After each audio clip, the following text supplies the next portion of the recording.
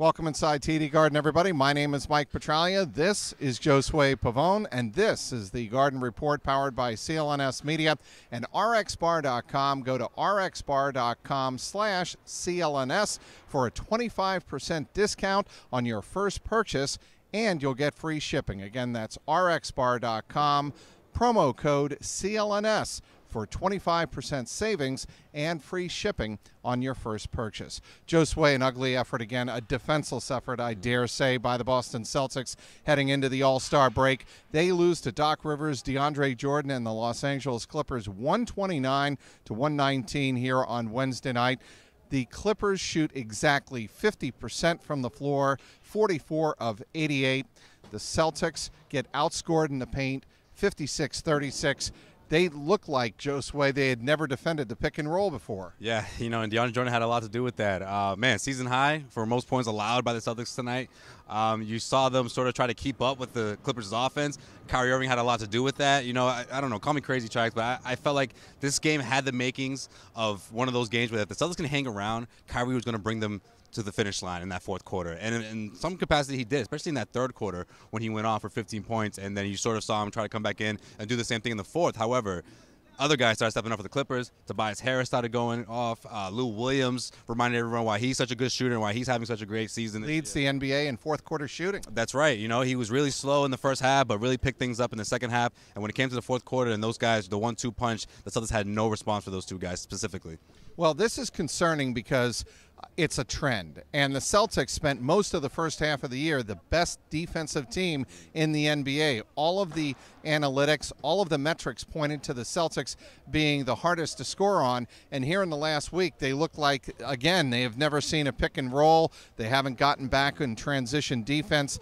They look like a hot mess right now, and Kyrie Irving was the first to point that out. And I thought it was good of Kyrie after the game to tell reporters, look, I've got to get the message across to my team, meaning he's taking ownership, that we have got to play better. We've got to play, obviously, better defensively. There's got to be an urgency. We have got to want it.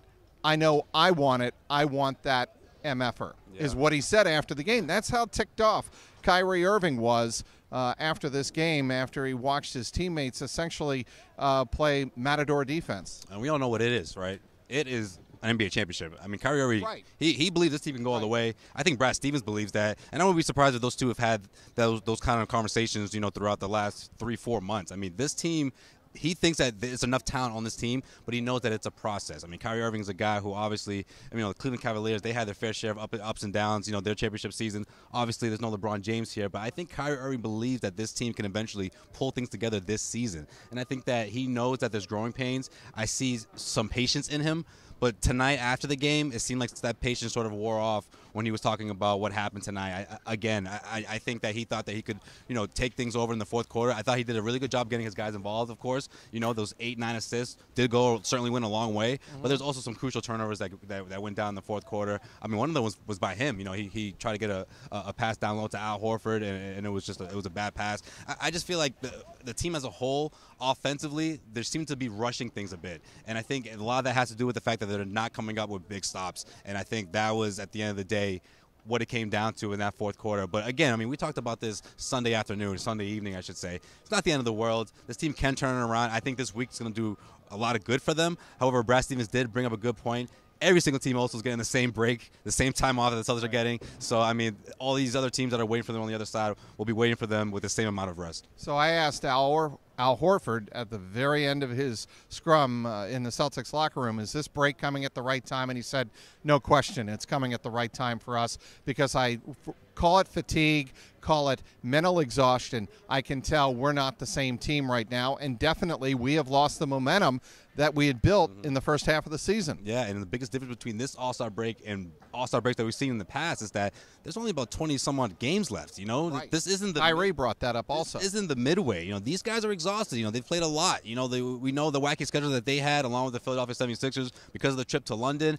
However, I think that teams, or I should say players, are adjusting to this type of season. And I almost think it's a blessing in a way that you have that, 20, okay, here we go, 20-some-odd games left. Let's finish strong. Let's pick up the momentum. Let's go into the postseason and show everyone what we're made of. I think that's the attitude. That's the makeup of this team that we're going to see after the All-Star break. Really, though, it's going to have to start with the defense. The Celtics are going to have to play tougher. Their big men are going to have to really play big.